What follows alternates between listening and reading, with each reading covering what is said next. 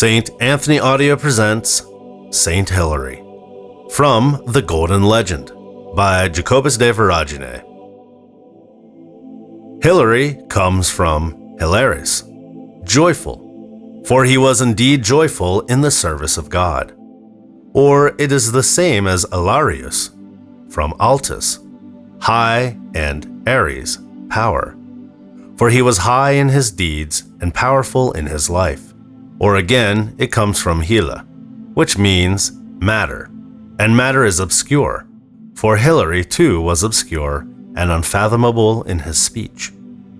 Hilary, Bishop of Poitiers, a native of Aquitania, shone among men like the morning star among the other stars.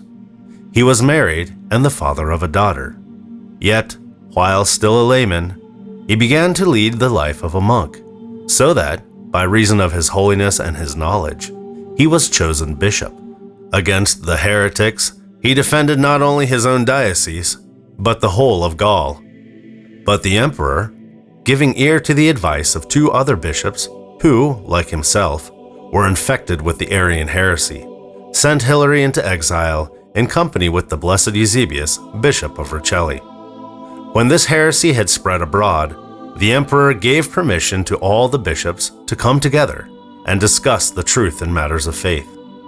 Saint Hilary set out for this gathering, but the said bishops obtained for him the emperor's order to return direct to Poitiers. In the course of his return journey, he halted at the island of Galenaria in the Mediterranean Sea. The island was full of snakes, but they dared not draw near the saint, and he himself erected a post in the center of the island and forbade the serpents to go beyond it, so that half the island was like the sea to them, and not like the land.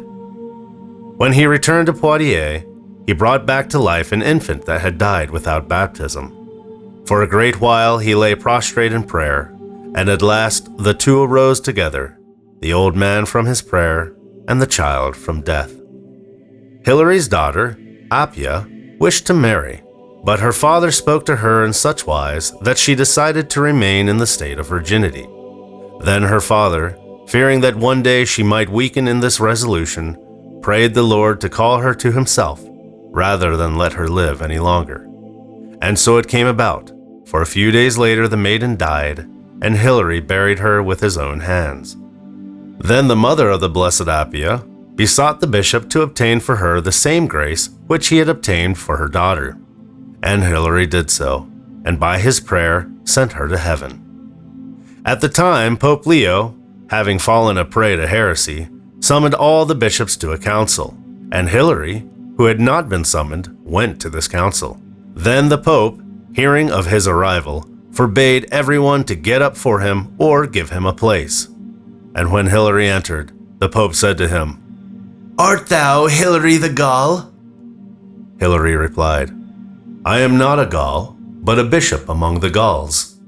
Then said the Pope, "Thou art then Hilary of Gaul, but I am Leo, supreme bishop and judge, seated upon the throne of the apostles." To this Hilary answered, "If thou art indeed Leo, yet art thou not the Lion of the tribe of Judah. And judge thou mayest be, but certain it is that thou judgest not upon the throne of God." The Pope was indignant, and rose, saying, "Wait but an instant, and upon my return I shall deal with thee according to thy deserts." But Hilary said, "And if thou returnest not, who shall answer me in thy stead?" Said the Pope, "I shall come back immediately, and shall see to it that thy pride is humbled." Whereupon the Pope betook himself to the place where a need of nature called him. And there he was seized with a dysentery, and died miserably. Meanwhile, Hilary, seeing that no one arose to make room for him, seated himself quietly on the ground, saying, "The earth belongs to the Lord." And instantly the ground, at the spot where he was seated, rose up, in such manner that Hilary was on a level with the other bishops. And when word came of the wretched end of the Pope, Hilary arose, restored all the bishops to the Catholic faith, and sent them home to their dioceses.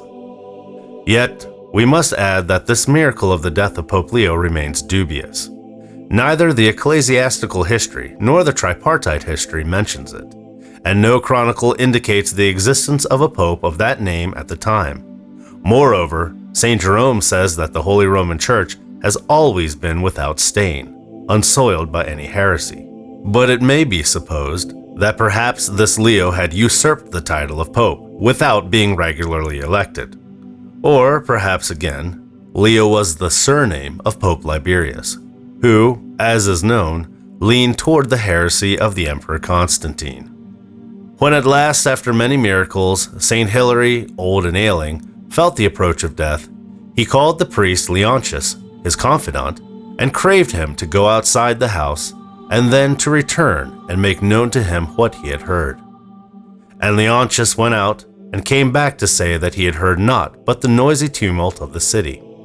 And, toward midnight, a supernatural light so bright that Leontius could not bear to open his eyes to it, filled the bishop's chamber. Little by little it faded out, bearing with it the soul of St. Hilary. He flourished about the year 340 in the reign of Constantine. We celebrate his feast January 13th. If you enjoyed today's legend, please click the like button and subscribe, and be sure to turn on all notifications so you'll never miss another one of our uploads. Thank you for listening, and God bless.